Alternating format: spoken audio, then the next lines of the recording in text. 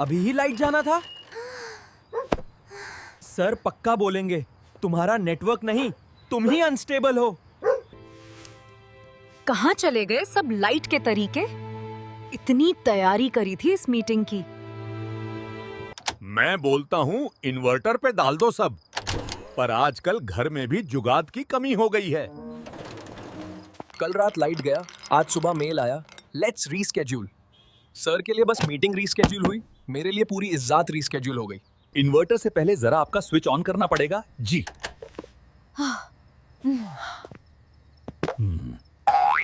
कल रात से तुम्हारी मीटिंग, पापा का इन्वर्टर और लाइट का ड्रामा। असली नाइट शिफ्ट तो हमने की है, बिना सैलरी के।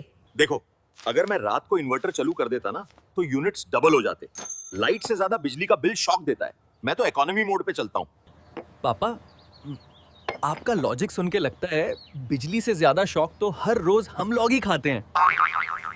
कल मीटिंग, आज मैच। लगता है मेरे किस्मत का मेन स्विच ही ओएफएफ पे अटका हुआ है। इस बार मैं रेडी था। पिछली बार से लेसन सीख के इन्वर्टर पे सब डाल दिया। अब देखो कौन हराएगा हमारी जुगाड़ पावर को। पापा, जुगाड़ पावर ऑन है, बस आपका इन्वर्टर कल रात से चार्जिंग पे ऑफ था, वो भी इकोनॉमी मोड पे। हमारे यहाँ तो लाइट वापस आ गई।